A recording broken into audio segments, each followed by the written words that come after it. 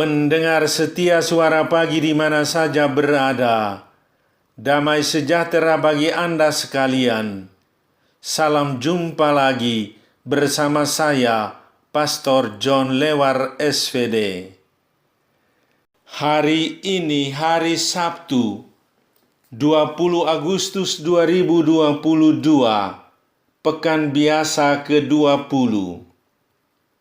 Bacaan-bacaan suci pada hari ini diambil dari kitab Yehezkiel bab 43 ayat 1 sampai dengan 7a, Mazmur bab 85 ayat 10 sampai dengan 14, Injil Matius bab 23 ayat 1 sampai dengan 12. Mari kita membaca sabda Tuhan, merenungkannya, masuk dalam keheningan dan doa. Dalam nama Bapa dan Putera dan Roh Kudus, amin. Tuhan bersamamu dan bersama rohmu. Inilah Injil Yesus Kristus menurut Matius. Dimuliakanlah Tuhan. Sekali peristiwa, berkatalah Yesus kepada orang banyak dan kepada murid-muridnya, katanya, ahli-ahli Taurat dan orang-orang Farisi telah menduduki kursi Musa.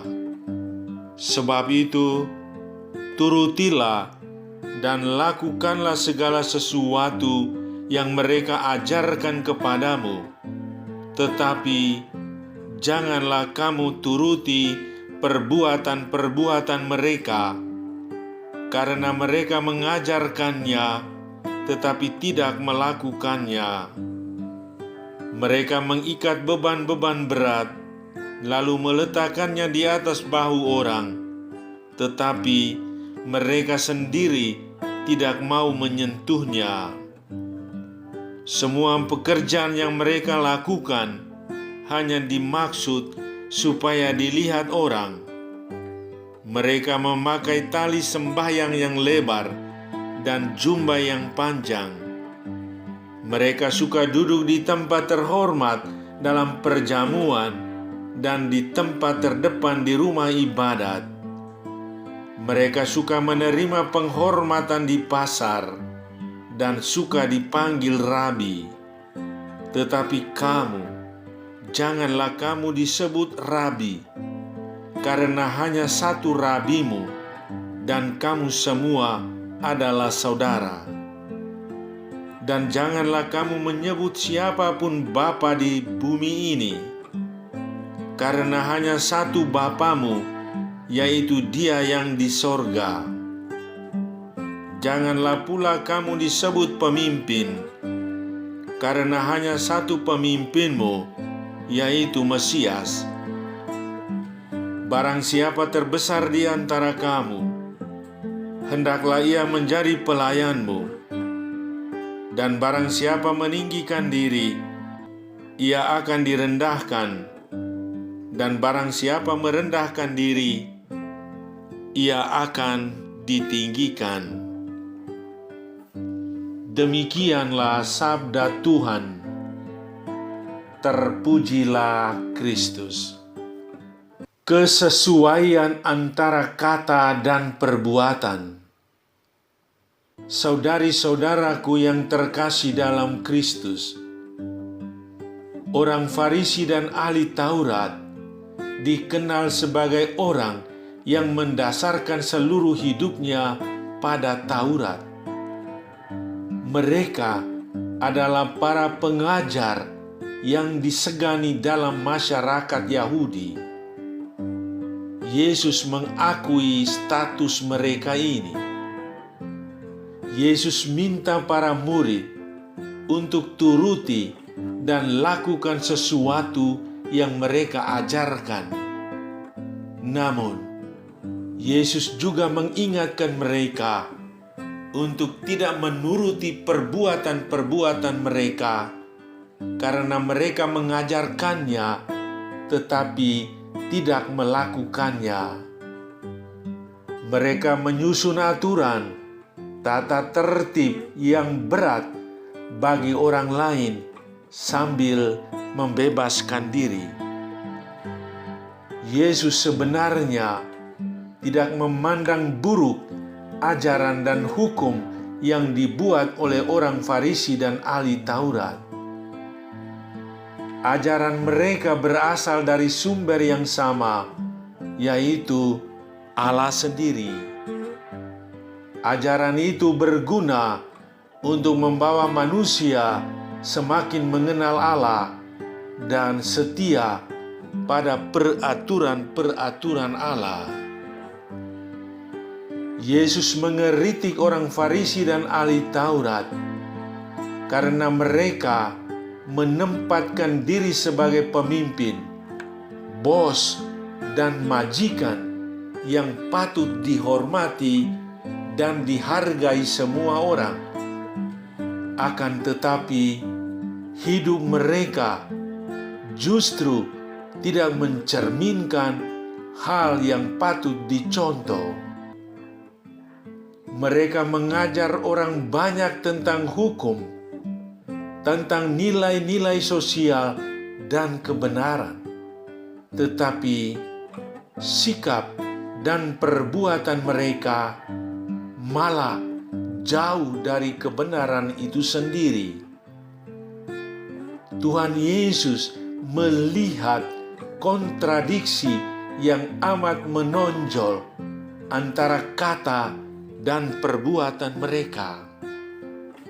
Artinya, tidak ada kesesuaian antara kata dan kelakuan. Singkatnya, Tuhan mencela sikap orang Farisi dan ahli Taurat karena beberapa hal. Pertama, tidak ada kesesuaian antara kata dan perbuatan nyata. Kedua, suka mencari perhatian dan pujian dari orang lain. Ketiga, tidak mencintai kebenaran. Keempat, munafik dan sombong.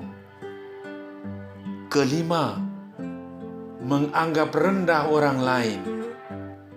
Karena sikap-sikap yang tidak terpuji inilah, maka Tuhan Yesus berpesan kepada masyarakat sederhana agar mereka boleh mendengar ajaran dari orang Farisi dan ahli Taurat, tetapi tidak boleh meniru teladan hidup mereka yang jelek.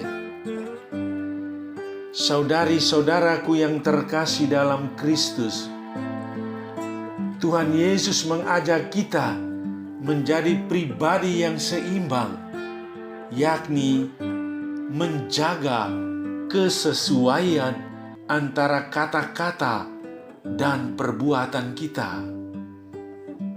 Kita tidak boleh bicara dan mengajari orang lain supaya mereka hidup baik, sementara diri kita sendiri hidup dalam keadaan morat-marit.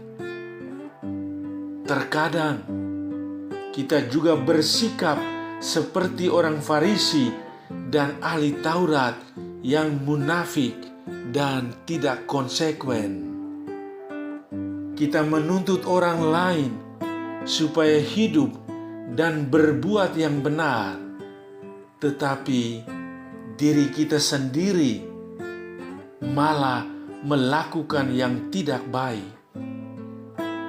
Maka Tuhan mengajak kita supaya kita hidup sesuai apa yang kita katakan, dan apa yang kita katakan itulah yang kita hidupi.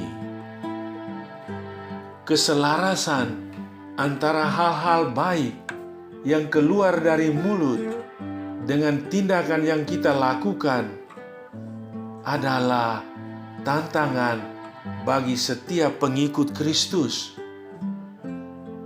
Mengajar hal-hal baik seperti memberi ampun, bersikap jujur, setia, berderma, bersikap adil, dan tidak pilih kasih adalah sangat mudah, tetapi perlu usaha yang luar biasa untuk bisa melakukannya. Tetapi hidup kita justru dilihat dari apa yang kita lakukan secara konkret, bukan melulu teori. Saudara, diam diri dalam keheningan. Periksa diri Anda sendiri.